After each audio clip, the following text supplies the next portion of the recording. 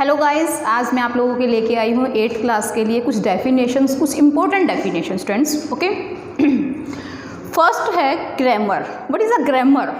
Grammar is a set of rules, okay, which tells, जो हमें बताता है किसके बारे में? Correct use of a language. देखो, कोई भी हम लैंग्वेज जब पढ़ते हैं, चाहे वो हिंदी है, इंग्लिश है, कोई भी लैटिन, कोई भी हम लैंग्वेज जब पढ़ते हैं तो उसके लिए कुछ रूल्स होते हैं स्टूडेंट्स। सेट ऑफ रूल्स, जो रूल्स है उसका एक सेट होता है। तो कोई भी हमने भाषा सीखने से पहले उसके बारे में, उसके जो ग्रामर के रूल्स हैं वो पढ़ने पड़ेंगे। ओके, जैसे कि इंग्लिश लैंग्वेज के अंदर है या फिर हिंदी लैंग्वेज के अंदर है, तो वहाँ पर जो रूल्स हैं उनको पढ़ेंगे तो उसके बाद हम करेक्ट यूज़ कर पाएंगे एक लैंग्वेज का। Okay, next, letter. Letter the smallest unit of a language. जो लेटर हैं वो स्मॉलेस्ट, सबसे छोटा रूप होता है। अब लेटर्स कितने होते हैं स्टूडेंट्स? जो अल्फ़ाबेट्स होते हैं वो 26 होते हैं, 26 अल्फ़ाबेट्स। तो यहाँ पर जो ए या फिर बी, ये क्या है? एक लेटर है। ये भी क्या है? एक लेटर है। सी, ये भी एक लेटर है। डी, ये भी एक लेटर है। ओके, तो लेटर के अंदर दो टाइप्स के होते हैं, एक वावल और दूसरा होता है कॉन्सोनेंट। वोवल्स 5 होते हैं, ए, ई, आई, ओ, यू, ये सारे क्या होते हैं? हमारे वोवल। ओके, और कॉन्सोनेंट जो भी रिमेनिंग है, रिमेनिंग के अंदर जैसे कि बी है, सी है, डी है, जो इनको छोड़कर जो भी रिमेनिंग जो रह जाते हैं वो सारे क्या होते हैं? आपके कॉन्सोनेंट। ठीक है, तो जो स्मॉलेस्ट यूनिट मीन्स ये ए या फिर ये वाला ई, आई, या फिर ओ, या फिर यू, या फिर बी, या फिर सी, या फिर डी, ये सारे क्या हैं? आपके लेटर हैं। ओके, थर्ड डेफिनेशन है स्टूडेंट्स यहाँ पे वर्ड। वर्ड क्या है स्टूडेंट्स? अब वर्ड के अंदर क्या है? एक ग्रुप ऑफ लेटर्स। अब यहाँ बहुत सारे लेटर्स होते हैं और उनका एक ग्रुप बन जाता है। ठीक है, दैट हैज सम मीनिंग, जिसका कुछ ना कुछ मीनिंग होता है, उसको क्या कहते हैं? वर्ड। फॉर एग्जाम्पल, जैसे मैंने लिखा यहाँ पे चेयर। ठीक है, तो यहाँ चेयर, CHAIR, ये सारे क्या हैं? आपके लेटर हैं। और लेटर्स का एक जो ग्रुप है, लेटर का जो ग्रुप है वो क्या बन गया है? एक वर्ड। ओके, नेक्स्ट है फ्रेज। फ्रेज के अंदर क्या है स्टूडेंट्स? फ्रेज वाक्यांश, ए ग्रुप ऑफ वर्ड्स। अब यहाँ पर क्या आ गया है? जो ये वर्ड्स था इनके ग्रुप आ गए हैं। ठीक है, दैट हैज सम मीनिंग, जिसका कुछ ना कुछ मीनिंग होता है, बट नॉट कंप्लीट मीनिंग, लेकिन कंप्लीट मीनिंग नहीं होता है। ठीक है, फॉर एग्जाम्पल जैसे मैंने लिखा यहाँ पे on the chair, on the chair. अब ये भी एक वर्ड है। ठीक है, ये भी एक वर्ड है और ये भी एक वर्ड है, और इन सारों को मिलाकर ये क्या बन गई है? आपकी फ्रेज। ठीक है, अब इसमें देखो ऑन द चेयर, इसका कुछ ना कुछ मीनिंग तो है, लेकिन अपने आप में कंप्लीट मीनिंग नहीं बता पा रहा है ये, तो ये क्या है? आपका फ्रेज, जिसका कुछ मीनिंग होता है लेकिन नॉट कंप्लीट, लेकिन मीनिंग है वो कंप्लीट नहीं होता है। ओके, नेक्स्ट है alphabets.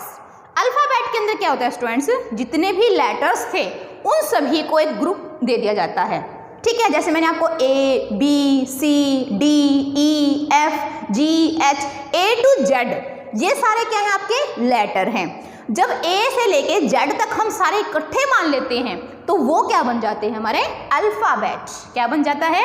Alphabet. A group of all letters of a language is called alphabet. ठीक है, तो वो सारे क्या हैं आपके? उसके अंदर हम वोवल को भी ले लेते हैं और कॉन्सोनेंट को भी, वो सारा को हम इकट्ठा ले लेते हैं। तो वो कितने होते हैं? 26 अल्फ़ाबेट्स। कितने होते हैं? 26 अल्फ़ाबेट्स होते हैं। Okay, in English language. Next है सेंटेंस। अब सेंटेंस क्या है? एक sentence is a group of words. अब यहाँ पर क्या है?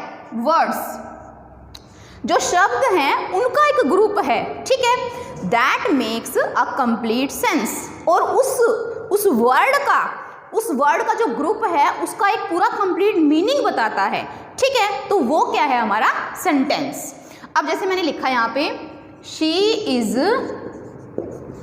राइटिंग ए लेटर, ठीक है, यहाँ पे सब्जेक्ट भी दे दिया मैंने, हेल्पिंग वर्ब भी दे दिया, मेन वर्ब भी दे दी और ऑब्जेक्ट भी दे दिया।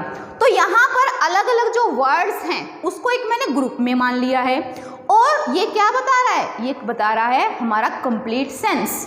She is writing a letter, कि वो लेटर लिख रही है, तो ये क्या बता रहा है, कंप्लीट सेंस को बता रहा है। ओके, नेक्स्ट है क्लॉज। अब क्लॉज क्या है, क्लॉज के अंदर क्या होता है, एक clauses is a group of words, ये भी एक ग्रुप ऑफ वर्ड्स होता है, वर्ड्स का एक ग्रुप होता है जिसके अंदर शामिल होता है कंसिस्टिंग ऑफ अ सब्जेक्ट, जिसके अंदर सब्जेक्ट होना जरूरी होता है, but it is a part of a sentence, लेकिन ये सेंटेंस का ही एक पार्ट होता है। स्टूडेंट्स, क्लॉजेस के अंदर जो सब्जेक्ट है और प्रेडिकेट, ये दो चीज़ें होती हैं, ठीक है। सब्जेक्ट जहाँ हम, जैसे कि हमने यहाँ लिया, ये देखो इसी एग्जाम्पल से करते हैं हम, ये हमारा सब्जेक्ट है और ये सारा क्या है हमारा प्रेडिकेट, ठीक है। जब सब्जेक्ट वहां पर शामिल होता है और साथ में it is a part of a sentence, और वो सेंटेंस का ही एक पार्ट होता है, तो वो क्या है आपका क्लॉजेस। इसके अंदर क्या है, मेनली क्या होता है स्टूडेंट्स, एक लिंकर वर्ब्स होती है, एक लिंकर होता है, जैसे कि but, when, where, okay, who, whom, इस तरह से जो बीच का वर्ड है, जो लिंकर वर्ड है वो इसके अंदर शामिल होता है। और मेनली क्या होता है इसके अंदर, सब्जेक्ट होना इसके अंदर जरूरी होता है क्लॉजेस के अंदर, ठीक है। नेक्स्ट है parts of speech. There are 8 parts of speech. First noun, pronoun, मैं साथ में यहाँ पे हिंदी में लिख रही हूँ स्टूडेंट्स, जैसे कि संज्ञा, सर्वनाम, विशेषण,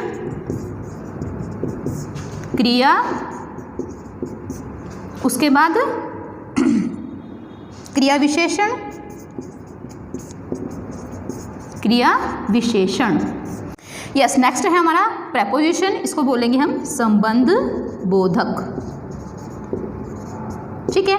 उसके बाद है समुच्चय वाचक और उसके बाद है विस्मय आदि, विस्मय आदि शब्द।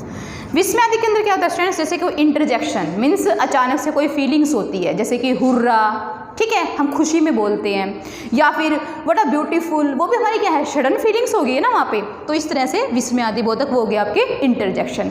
तो ये थे आपके 8 पार्ट्स थे यहाँ पर पार्ट्स ऑफ स्पीच के, ठीक है। अब इन्हीं जो 8th क्लास के अंदर जो मतलब मेन जो डेफिनेशंस हैं उसको आप स्क्रीनशॉट ले सकते हो यहाँ से और अपनी नोटबुक पे जहाँ भी आपने लिखने हैं वो लिख सकते हो। Thank you.